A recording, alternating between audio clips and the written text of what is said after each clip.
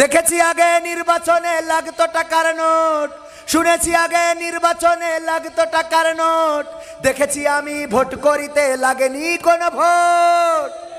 Vote লেগেছে বলেন? কথা কয় না লেগেছে? আমাদের এক চাচা ভোট দেওয়ার জন্য ভোটের মাঠে গেলেন, যাওয়ার পরে বললেন, বাবাজি আমার নামটা দেখো, আমার ভোটে যারা আছে দায়িত্বরত ওরা বলতেছে চাচা কষ্ট করে কেন আসলেন আপনি? এই যে এখন আসলেন, এই সকালবেলা আরো একটু আগে আসার দরকার ছিল। বলে ফজর পড়েই তো আসলাম। কয় আমরা তো তাহাজ্জুদ পড়ি কাম সারি ফেলেছি। ঠিক না বেঠিক? ফজর পড়ে আসলাম, তাহাজ্জুদ পড়ে কাজ করা শেষ। বলতেছে তাইলে আমার নোকে একটু কালো কালি লাগিয়ে দাও, তা না হইলে আমার পুত্রবধূ আবার বলবে বাবা গেছিলেন কিন্তু ভোটটা মনে হয় দিতে পারেন নাই। কালি লাগাই দিয়ে যখন চাচা যাচ্ছে, চাচারে আবার ডাক দিয়েছে আমাদের ওই নেতারা, বলছে চাচা শোনেন চাচির ডাও কিন্তু শেষ, আবার যেন পাঠায়েন না। বলছে তোমার চাচি দিয়ে গেছে? বলছে দিয়ে গেছে বলেই তো বলছি। আহারে কত বড় বেঈমান, কত বড় নেমো খারাপ, কত বড় অকৃতজ্ঞ তোমাদের চাচি। আল্লাহ তুমি তার কবরে জাহান্নামের আগুন জ্বালাও। যারা এজেন্ট তারা বলছে কি ব্যাপার চাচা, চাচির পরে কেন এত রাগ? উনার ভোট দিয়া হয়ে গেছে, নৌকায় ছেড়েছ বুঝলে কি গালাগালি? বলছে না বাবা, ও কিস্তিতে দিয়েছে, অসুবিধা নেই, নুহু নবীর কিস্তি এই সময় তলাতেও পারে, তাতে কোনো অসুবিধা নাই। কিন্তু আমার দুঃখ হলো আজ 12টা বছর তোমার চাচি মারা গেছে, কবরে আছে, ভোটটা দিয়ে গেল, আমার সাথে দেখা করে গেল না। কত বড় নেমো খারাম গো, ভোট দিয়ে জাতি পেললো কিন্তু দেখা করে জাতি পেললো না। কার সাথে সংসার করলাম, কার সাথে এতদিন ধরে বসবাস করলাম, আজ 12টা বছর কবরে আমি বুড়ি কেমন আছি খবরটাও নিল না। এমন বুড়ির জন্য কেমন দোয়া করব তোমরা একটু শিখাইয়ে দাও। ও আমার দরদি আগে জানলে, আগে জানলে তোর ভাঙা নৌকায় চড়তাম না।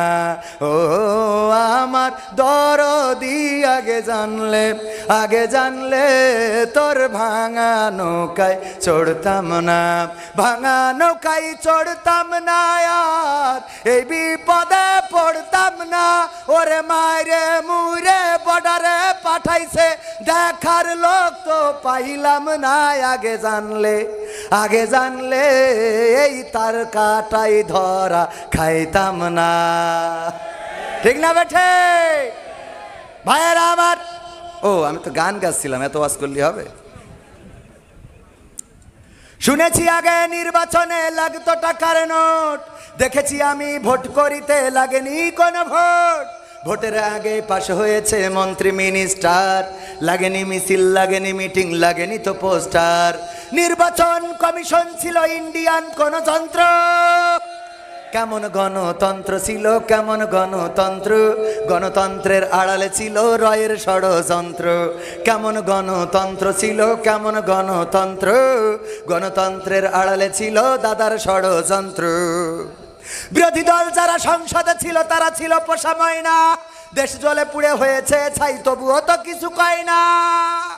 বিরোধী দল যারা সংসদে ছিল তারা ছিল পোষা ময়না, দেশ জলে পুড়ে হয়েছে ছাই তবুও তো কিছু কয় না। শাসনে ছিল না সততা নিষ্ঠা, বিচারের ছিল না মান, সংসদে বুঝি তাই শোনা যেত মমতাজের গান। শোনা যেত না, যেত না? আরে কত তেল, সংসদে কত গান শুনাইছে। আর আমার রাসূলের প্রতিমান, আর আমি তোমাদের যে মাল দিলাম, তোমাদের যে জান দিলাম, সেই জান এবং মাল দিয়ে আমার রাস্তায় জিহাদ করতে হবে। কিসের জন্যে? কিসের জন্যে? আল্লাহর দিন কায়েমের জন্যে। আল্লাহর দিন এর আগের আয়াতে আল্লাহ রাব্বুল আলামিন রাসূলকে দিয়ে বলেছেন, হুয়াল্লাযী আরসালা বিল হুদা ওয়া দীনিল হাক্কি লিইয়ুযহিরাহু আলাদ দীনি কুল্লিহি ওয়ালাউ কারিহাল মুশরিকুন। আল্লাহ রাব্বুল আলামিন বললেন, আমি রাসূলকে হেদায়েত এবং দিনে হক সত্য দিন সহকারে পাঠালাম, যাতে তিনি সব দিনের উপরে আমি আল্লাহর দিনকে বিজয়ী করে দেখান। সবাই জোরে জোরে বলেন সুবহানাল্লাহ। হুজুর মহিলাদের বেপর্দা সম্পর্কে কিছু বলবেন। আমি বললি ওরা শুনবে? যারা স্বামী তারা সোজা করতে পারছে না, আমি ওয়াজ করলে সোজা হবে? সোজা হবে? মহিলাদের পর্দা করার আগে পুরুষের পর্দার দরকার আছে না নাই? রাত 12টা পর্যন্ত ইফতার জলসাজি সিনেমা দেখবেন, আর আপনি বাড়ি যেয়ে আয়েশা খুঁজবেন, ফাতেমা খুঁজবেন, হাজেরা খুঁজবেন, এইটা কখনো হইতে পারে? ফজরের সময় আপনার ঘুম ভাঙে না, ফজরের সময় আপনার ঘুমটা ভাঙে না, জহরের সময় আপনার মসজিদে পাওয়া যায় না, আসরের সময়, জহরের সময়, আসরের সময়, মাগরিবের সময়, ইশার সময় মসজিদে পাওয়া যায় না, চায়ের দোকানে 5 ওয়াক্ত আছে না নাই? যে সারাটা দিন চায়ের দোকানে থাকে সে যদি আবার তাপসী রাবিয়া বসরিকে খোঁজে, বলেন দেখি পাওয়া যাবে নাকি? পাওয়া যাবে?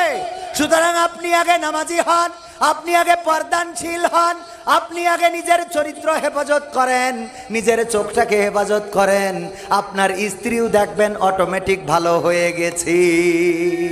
আল্লাহ রাব্বুল আলামিন বলেছেন ওয়া করনা ফি বুই। আপনাদের মনে হয় কষ্ট হয়ে যাচ্ছে? কষ্ট হচ্ছে? না না, চালাই যান। দুই একজন নড়ানড়ি করতেছেন, উঠাউঠি করতেছেন, অনেকক্ষণ হয়ে গেছে, 12টা বাজতে গেছে, আর মাত্র 15 মিনিট। থাকা যাবে ইনশাআল্লাহ? থাকা যাবে? সবাই এইখানে থাকতে পারবে? সবাইকে এখানে আল্লাহ রাখবেও? কথা কয় না, রাখবে? বলছে বেহেশতে যাবি কিডা কিডা হাত উঁচু কর। সবাই হাত উঁচু করেছে ফজা বাদে। স্যার বলছে ফজা তুই যাবি না? তা বলছে আমার বাড়ি যেয়ে ছাগল খাওয়াতে যাইতে হবে। বলছে তোর আল্লাহ বেহেশতে রাখতো না, শয়তান কোথায়। পড়তে পারো কিনা? কোরআন পড়তে পারো কিনা? সূরা ইয়াসিন মুখস্থ আছে কিনা? আয়াতুল কুরসি কোন সূরায় আছে হবে কিনা? দুরূদ ইব্রাহিমটা পড়ো, আয়াতুল কুরসিটা পড়ো, দুআয়ে কুনুতটা পড়ো। আর এখন যে বলে মাগো তোমার টিকটক আইডিতে ফলোয়ার কত? সুবহানাল্লাহ। কি হবে? বলে না, বলে না। ফেসবুকে ফ্রেন্ডস কত, ফলোয়ার্স কত? ফেসবুকটা কি প্রফেশনাল মুডে নিয়েছেন? আর্নিং কি হয়? কি কব? এখন আর কোরআন ধরে না, কোরআন পড়ে না, পড়তেও বলে না, দরকারও হয় না। এই কোরআনটা, যেই কোরআন আসলো মানুষের মুক্তির জন্য, শান্তির জন্য, আমার মা বোনেরাও কোরআন মানতে চায় না। সকালবেলায় আগে যদি মসজিদ থেকে বাড়িতে যাওয়ার সময় গুনগুন করে মা বোনদের কোরআন তেলাওয়াতের আওয়াজ শোনা যেত, আমার মা বোনেরা কোরআন পড়তো কত মধুর সুরে। আর এখনকার মা বোনেরা কোরআন পড়ে না রে, বরং এখন গান গায়, ওরে আমার স্বামী আমার যেমন তেমন, দেওরাই আমার মনের মতো। কথা কয় না, গায় না, গায় না। এইগুলো উল্টো পাল্টা করে বেড়ায়, আর এই জন্যই ওই স্বামী আবার গায়, আমি পারি না আর পারি না, আমি কেন মরি না, আজরাইল কি চিনে না আমার হে গো, আমি পারি না আর পারি না। হয়তো 2 দিন পরে মরবো, আগে মরলে কি ক্ষতি? ওরে এই দুনিয়ার রং তামাশা বুঝলাম না রে এক রতি, ও আমার ঘরের রমণী, ও যে কাল নাগিনী, টিকটক খুলে আমার 12টা বাজাইলো, আমি পারি না আর পারি না।